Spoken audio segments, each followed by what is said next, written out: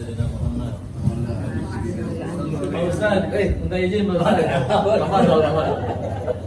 Pak, yang minta izin ya, Pak. Assalamualaikum warahmatullahi wabarakatuh. Waalaikumsalam warahmatullahi wabarakatuh. Alhamdulillahirabbil alamin, wassalatu wassalamu ala sayyidina wa habibina wa maulana Muhammadin wa ala alihi wa sahbihi ajma'in. Allahumma salli ala sayyidina Muhammadin miftahi babi rahmatillah adada ma fi ilmillah salatan wa salaman daimaini bidai mulkillah. Amma ba'd. Para kakak-kakak kami, ya, saya punya sahabat, mudah-mudahan dunia akhirat. Amin. Terutama Pak Ustaznya luar biasa, beliau dokter, tapi sangat rendah hati, ya. Saya berterima kasih dokter dipertemukan Allah sama antum. Allah penting Pak. Jarang sekarang orang yang tawadhu di jalan. Betul. Kita kadang sombong, betul ya Pak ya? Iya, betul. Sombong. Ini saya nggak ngerti ini. Makanya saya sekarang belum istiqoroh. Bahkan ketemu ibu saya pun saya belum ketemu sama sekali. Saya ikutin aja nih. Ya, semalam saya datang ke ibu saya jam 1:30 bertidur. Ya. Dari subuh saya biasa imam subuh, saya nggak senggang sama saya ada acara. Tapi dari ciri-cirinya Direstui kayaknya ya. tanda-tandanya ini mudah-mudahan Allah berikan kita kebaikan. Nabi SAW itu Pak ditanya, ya Rasulullah, sahabat nanya mana? Sebutkan ciri-ciri orang yang masuk surga. Ahli surga itu ahlul jannah itu apa ya Rasulullah? Kata beliau, balik bertanya, kaifa asbahta? Maksudnya, gimana engkau di waktu pagi? Kalau engkau di waktu pagi gembira, silaturahim, senyum, sedekah, betul ya? Gak ada kebencian di dalam hati. Insya Allah min ahli jannah. Iya, suaranya jannah. Betul itu. Itu begitu. Itu kan Rasul yang ngomong SAW. Ini saya dapat dari Rasul Habib Ali, ahbabnya dari Habib Muhammad. Banyak ilmu dari beliau. Udah di pagi-pagi hari ini bersihkan hati kita. Ini kita bisa ketemu ini luar biasa nih Pak Ustaz. Ya. Gitu. Nah, ini kan awal yang baik. Cuman awal yang baik itu juga tidak cukup kalau kita nggak ikhtiar. Betul ya? Nah, maka ikhtiar yang pertama adalah selalu tuh, bagi ini hari Jumat, hari yang luar biasa, kita awali dulu dengan bersyukur sama Allah Subhanahu wa taala ya Bu ya, Pak ya. Di sini banyak ustaz saya yakin, apalagi ibu ustazah semua banyak. Kita bersyukur sama Allah, Allah pertemukan kita hari ini. Mudah-mudahan apa yang kita niatkan di sini manfaat buat kita, keluarga dan buat agama kita. Amin. Terakhir buat negara tercinta kita. Amin ya Rabbal Amin. Alamin. Amin ya rabbal alamin. Ya, salawat dan salam tadi kita sudah sampaikan kepada Nabi SAW. Pak, salawat ini dahsyat. Saya dikasih ilmu lagi. Ada 3 kelompok manusia yang hidupnya pasti bahagia. Pasti. Kalaupun dia meninggal di atas tempat tidur, dia akan dikelompokkan dalam mati syahid. Salah satu nina asy'ar iman syahid. Ada 3 Pak kelompok. Ini penting, ilmu penting. Yang pertama adalah al-muksir min as-salah wa salami alaihi. Siapa orang yang paling banyak salat sama aku, nggak akan mungkin hidupnya susah. Itu Nabi yang bicara. Maka berbanyak. Aksiru alaya min salati fi yaumil Jumat. Ini hari Jumat. Udah baca berapa kali hari ini? Ada nggak 200? Saya alhamdulillah udah 200 lebih lah, 200 berapa? Gitu ya. Ini bukan riya ya, bukan tidak. Iya. Gitu. Jadi insya Allah, kalau apik ini ngikutin kata hati kita, bersihin hati kita, nggak ada yang bisa melawan apik.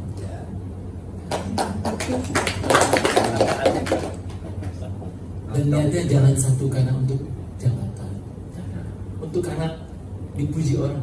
Kita ingin dipuji orang. Setuju ya? Iya betul. Anies, urusan Anies itu kita bantu karena dia yang lebih baik daripada Di antara yang lain. Betul ya? Kalau dia tidak baik, saya sepakat harus diingatkan. Betul nggak Pak? Dan kita udah sepakat tuh. Siapapun kita mau dikeluarkan oleh pendiri itu founder ya, kapan aja kita siap. Setuju nggak kayak gitu? Jabatan ini buat kita amanah, ya nggak? Jadi kita nggak ada ketakutan dipecat Pak, ya nggak? Tapi foundernya luar biasa. Kalaupun saya dipecat Pak, saya siap juga begitu. Ini jawaban jarang terjadi. Ini 2 menit pertama. Biasa kalau orang komunikasi 2 menit pertama dulu. Tapi udah ada 2 tuh dakwah. Sholawat, ya enggak? Bersihin hati, kebaikan, pagi. Udah 2 ilmu tuh, betul enggak? Cuman udah ada yang baca Al-Quran belum hari ini? Saya tanya, hari ini ada yang udah baca Al-Quran belum? Ada, subuh Ada. Coba saya tanya yang udah baca Al-Quran satu halaman siapa hari ini? Dari subuh sampai sekarang ada nggak? Saya pengen tahu. 1 juz lah. 1 juz. Terakhir deh Bu, kalau pengen sukses hidup ditolong sama Allah itu Fatir 29. Dan adalah orang yang alladzina yatluna kitaballah, orang yang baca Al-Quran. Jadi mulailah hidup ini ya, walaupun 1 huruf. Iya. Alif lam mim itu lebih baik daripada yang enggak. Masa nggak bisa alif lam mim atau yasin atau al-kahfi? Betul nggak? Itu yang paling penting, yang Allah paling suka. Baca Al-Quran walaupun 1 ayat. Yasin berapa huruf tuh? 2 dan 20 baik kan? Gitu ya Bu ya. Nah ini apik ini kalau bisa sebelum acara ini baca 1 baris ayat Al-Quran terserah tentang keadilan. Ada siapa? Tunggu udah tentang keadilan. Udah Ada betul. tadi dibuka dengan apa? Ada juga. Ada. Nah. Dibuka dengan apa itu? Saya senang kalau begitu, ya enggak? Gitu Pak. Baik. Itu dakwah saya udah lewat, udah 3 menit. Sekarang saya mau cari tahu bagaimana ini bisa membesarkan api. Saya belum jadi ketua sekarang, ya kan? Tapi hati saya sih tentram. Saya waktu minggu tentram. Nggak tahu, saya tentram. Ya kan? Walaupun saya punya perasaan di ibu saya ini, dari semalam saya belum tahu ibu saya. Tapi mudah-mudahan ibu saya redho. Amin ya. Amin, amin ya Allah. Tentram, ya kan? Terus seperti saya punya semboyan Indonesia tentram. Yang pertama yang saat kita harus benahi adalah kita harus tahu kalau saya orang komunikasi itu ada SWOT analysis, TOWS, TOWS analysis. Maksudnya tuh kekuatan, kelemahan kita itu mesti Ibu Sekjen ini nanti. Ibu Sekjen mohon saya belum sapa ya. Terima kasih Ibu Sekjen. Jadi yang pertama yang kita harus lakukan segalanya adalah kita harus tahu kekuatan kita. Betul ya? Iya. Kekurangan kita, opportunity kita, sama ancaman kita. Itu zaman dulu TOWS, dirubah sama pakar komunikasi jadi TOWS, threat dulu, opportunity, weakness, sama strength. Jadi kalau sekarang tuh jangan bicara kelebihan kita dulu. Bicaranya adalah threat, ancamannya apa nih? Karena relawan ada ribuan Pak, relawan Anies itu. Betul nggak? Buktinya Pak Anies sampai sekarang belum kasih waktu sama kita. Betul nggak? Begitu. Memang kabarnya 3 hari ini beliau nggak bisa terima dulu karena rangkaian kesehatan macam-macam lah. Tapi kabar terakhir tadi saya sampaikan di Ibu Sekjen, besok saya mesti hubungin Pak John ya. Jadi diterima sama Pak John dulu. Tapi saya bilang mau diterima siapapun kita bukan tujuan itu, betul nggak? Setuju Bu ya? Jadi jangan berkecil hati. Jangan berkecil dan jangan berharap sama manusia. Kalau kita berharap sama manusia, kecewa yang ada. Gitu ya? Yang penting niat kita ibadah. Begitu ya? Nah ini yang saya minta tolong sama pakarnya Pak. Bisa nggak dianalisis kita punya TOWS-nya, SWOT analysis. Ya. Ancamannya apa? Berapa banyak sekarang data relawan Anies? Mereka semboyannya apa? Itu mesti punya semua gitu datanya. Jangan sampai sama. Ya minimal nggak usah semua lah, 100 aja relawan tuh pesennya apa? Siapa orangnya? Basisnya apa? Audiensnya apa? Target audiensnya, betul nggak? Ya kita mau di mana ini? Kita kan yakin dengan keadilan, jangan-jangan di sebelah sana udah 20 orang yang pakai keadilan gitu kan? Dan kita keadilan apa gitu Pak Dokter? Betul nggak? Nah, ini belajar strategi marketing strategi gitu kan? Supaya kita diferensiasi jelas. Kan ibu masih pulang. Bu, kok pakai keadilan ditanya sama cucunya? Iya Pak, saya ikutin Pak Tumpal aja keadilan. Keadilannya apa gitu? Itu kan mesti dibahas. Kenapa ada hubungannya dengan keadilan Pak Anies? Apa Pak Anies sudah bisa berlaku adil? Entah. Tapi kalau tadi saya pikir-pikir, kita adalah orang yang ya kalau menurut saya dengan keadilan ini adalah orang yang mendukung perjuangan Pak Anies untuk menegakkan keadilan di bumi tercinta. Mendukung perjuangan Pak Anies. Apa Pak? Ya maksudnya kita mendukung dan support perjuangan Pak Anies untuk menegakkan keadilan. Keadilan ini kan luas. Keadilan di antara selama warga negara, mau yang non muslim pun mesti adil, betul nggak? Kita nggak boleh berlaku zalim. terutama orang-orang rakyat-rakyat kita yang susah, kan mesti kita perjuangkan juga. Sampai jam 11 ya Pak Arif ya? Oke, berarti kita punya waktu 15 menit sebelum mengetok palu nanti soal keputusan terakhir. Mungkin sudah mulai mengarah. Mungkin tinggal Pak Joni ya, masih ada mungkin yang mau disampaikan sebelum kita apa? Saya boleh bicara dikit ya. Bapak sekalian, saya mohon maaf, saya harus meninggalkan tempat itu jam 11 kurang 5. Oke. Ya, sebelum Oh ya, karena ada satu urusan yang saya janji sama orang ini jam 11.15. 4 menit aja. Bisa jam 11, tapi jam yang paling bagus memang 11 kurang 5. Ya. Baik, nanti kalau Pak Joni masih bisa dipending, oke. Baik, kalau Pak Joni bisa dipending, maka kita ambil keputusan ini biar sah. Ya. Yang pertama, keputusan yang mau kita ketok itu dan kita sepakati bersama dengan memohon ridho dan rahmat Allah Subhanahu wa taala. Keputusan pertama kita adalah melegalkan secara yuridis formal APIK ke Menkumham. Setuju? Setuju. Yang kedua, setelah tadi kita menunggu Mas Boy dan Mas Sauki karena satu hal masih belum hadir, tapi sudah kita komunikasikan melalui Bu Sekjen posisi mereka seperti apa, maka kita menyepakati forum ini menawarkan ada 3 anggota presidium. Yang pertama adalah Bang Edi, yang kedua saya, yang ketiga adalah Mas Sandi. Setuju? Setuju. Kemudian Mas Sauki sebagai bendahara umum, Bu Dina tetap menjadi sekjen dan dibantu Mas Boy sebagai wakil sekjen menjadi melengkapi kepengurusan harian inti. Setuju? Setuju. Alhamdulillah itu keputusan yang kita ambil. Mudah-mudahan keputusan itu menjadi barokah, menjadi energi baru untuk mengembangkan dan membesarkan APIK, menjadi jalan menjemput rahmat Allah dalam istiadat politik kita. Amin, amin ya rabbal alamin. Demikian forum silaturahmi ini kita laksanakan bersama. Mungkin langsung segera kita tutup secara resmi. Nanti agar lainnya bisa ngobrol dengan mengucapkan hamdalah, syukur kepada Allah yang tak terhingga. Forum silaturahmi nasional kita tutup secara resmi. Minta kata-kata itu terpilih. Ya, itu itu keputusan Ya, nanti. Foto bersama. Ya, foto bersama. Mana ada Jadi, kata-kata kan udah resmi. Karena Tadi kan belum resmi. Beliau tadi jam 11 kurang 5, sekarang masih jam 10 menjelang 50. Kita beri kesempatan sebelum foto bersama beliau menyampaikan sepatah kata untuk membersamai APIK secara resmi. Tadi udah Fadil. Alhamdulillah, bismillahirrahmanirrahim sekalian. Alhamdulillah kita hari ini bisa menuntaskan perjalanan awal kita untuk membuat APIK lebih baik. Jadi semangatnya APIK lebih baik, lebih dikenal, lebih mulia. Kemudian jadi tadi langkah yang pertama adalah bagus sekali untuk kita legalitas organisasi kita. Bentuknya seperti apa? Rasanya ormas ya tadi. Ormas ya. Masyarakat. Kemudian yang kedua, kita juga tadi saya mengusulkan agar nama itu adalah jadi Aliansi Pejuang Indonesia untuk Keadilan. Namanya tetap APIK. Tapi dalam konstelasi Pilpres ini adalah relawan Anies. Anies ya. Gitu ya. Tetapi untuk kedepannya adalah dia adalah pejuang-pejuang keadilan. Kira gitu ya. Dalam segala hal. Jelas gitu Pak.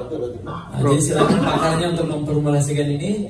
Yang kedua adalah saya pasti punya banyak kekurangan Bapak. Kita semua punya banyak kekurangan. Kita saling mengisi, ya kan? Insyaallah. Kemudian mengenai nanti persoalan pendanaan nanti kita diskusi dengan Pak Sauki dan semuanya bagaimana nih untuk kita bisa, kan ini kan organisasi perlu biaya, itu ya, perlu biaya ya nggak? Itu dari kita untuk kita, betul nggak? Saya bilang dari awal berapapun yang diberikan, hatta cuma kasih 50.000 pun kita bergembira. Iya betul. Mau yang kasih 1 juta pun monggo. Alhamdulillah. Mau kasih lebih dari itu kan silakan. Jadi jangan kita tadi terkotak-kotak dengan urusan dunia. Nanti setuju Pak ya. Yang paling penting ada niat. Gitu. Tapi yang paling penting terakhir adalah kita ikhtiar. Bagaimana kita mencari uang untuk organisasi ini, untuk menghidupi atau meningkatkan kebahagiaan anggota daripada APIK ini. Saya punya tips gitu. Bagaimana caranya? Itu nanti kita bahas ya, di dalam dalam presidium Pak ya. Jadi kalau presidium itu gimana sih Pak? Saya boleh jelaskan terakhir. Saya udah lihat di kampus nih, itu gimana? Supaya paham semuanya gitu ya. Jadi pola presidium itu adalah membagi kekuasaan di tangan presidium sehingga keputusan yang diambil adalah kolektif kolegial. Jadi saya, Bang Edi, Mas Sandi sama posisinya. Tidak boleh memutuskan sendiri, tapi harus bersepakat mengambil keputusan bersama. Lalu nanti yang ngomongnya lah ketua presidium. Jadi begitu. Jadi nanti pun secara tugas kita bisa bagi nih. Hari ini ketika ke sana Mas Andi nggak bisa, mungkin Bang Edi karena dekat dari Bali ke NTB dan seterusnya. Mungkin lusa saya, mungkin satu hari kita bisa bertiga seperti ini. Nah, jadi pembagian tugas, pembagian tanggung jawab di power sharingnya sama rata. Nah, jadi itu polanya sehingga tidak, kalau ketua umum itu kan dominan. Nah, dia dominan penuh, kekuasaannya penuh, lalu kalau di bawahnya dia sulit membagi distribusi, sifatnya penugasan. Nah, kalau presiden tidak penugasan sifatnya, memang sudah tugasnya. Secara bersama ketika ada undangan di satu tempat, maka berarti yang diundang itu semua presiden punya kewajiban hadir untuk itu. Lalu adalah kesepakatannya siapa yang bisa hadir, kesepakatan dia. Nah, kalau ketua umum dia menugaskan sekjen untuk hadir, menugaskan wakil ketua umum untuk hadir, memerintahkan. Jadi sifatnya lebih kita anggap lebih powerful dia secara keputusan ketua umum. Tapi kita berharap tadi karena filosofi kita juga lebih kepada kekeluargaan dan saudara dunia akhirat, maka diambil pola itu. Sama sebenarnya Rasul itu kalau dari sisi politik satu sudut pandang bahwa dia menggunakan 4 sahabat dengan 4 pola kekuatan yang berbeda. Tapi tujuannya satu. Tujuannya satu. Jadi Rasul dia pilih ada Abu Bakar dengan kewaraannya dan kedermawanannya, ada Umar dengan strongnya. Siapa yang ganggu? Siapa yang nggak baik? Bukan Abu Bakar dengan siapa yang ganggu? Umar yang siapa yang mau ganggu? Saya tidak mau. Ada Utsman dengan agnianya, ada Ali dengan keilmuannya yang selalu mencatat dan membukukan dan mengapa semua. Makanya Rasulullah pintunya ilmu itu Ali, nggak boleh ilmu. Jadi 4 pola gerakan Rasulullah itu kalau dikaji dalam politik adalah sesuatu yang luar biasa. Jadi kita berharap kita ini menjadi bagian dari yang mempunyai semua orang kita mempunyai kelebihan masing-masing. Nanti tinggal kita elaborasi di sisi mana yang bisa kita kolaborasikan sehingga bisa menjadi sesuatu yang bermanfaat. Cukup jelas, alhamdulillah. Yang terakhir Bapak sekalian, jadi kita nanti pasti akan rumusin Pak ya semua ini ya, akan bersekjen semuanya. Jadi apa yang kita bicarakan ini kita tulis semuanya, kan gitu ya. Nah, komunikasi kita yang kita tingkatkan pasti Pak. Ya, kira-kira ya. Kita semuanya kepada saudara kita presidium nih Pak Edi ya, Pak Sumpah gitu. Itu saja dari saya. Kalau ada yang salah saya mohon maaf. Ya, saya 24 hours kalau ada yang perlu untuk urusan apapun. Selama saya masih di luar waktu sholat, di luar waktu dekat sama Allah, insya Allah bisa kita komunikasi. Urusan apapun ya, urusan dunia gitu. Dunia akhirat lah. Gitu. Kalau bisnis silakan hubung beliau. Bisnis juga boleh. Apapun. Selesai itu. Kita mulai dengan satu harapan. Dan gitu ya. Itu saja Bapak Presiden, Pak Presiden juga, Bu Sekjen, Pak Sumbang ya. Assalamualaikum warahmatullahi wabarakatuh. Baik, kita foto bersamanya di mana posisinya? Oh, posisi kita. Pinggir kami jadi. Jadi yang mau berfoto bisa di belakang.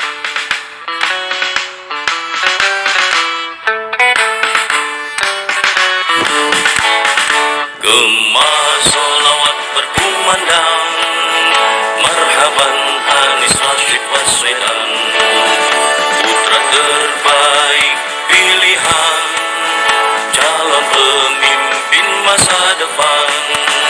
Semua rakyat mendukung, dari Sabang sampai Merauke. Mari kita satukan suara untuk meraih kemenangan. Visi misinya jelas dan nyata, menjaga keutuhan NKRI, ciptakan kerukunan, ciptakan kemajuan untuk negeri tercinta Indonesia.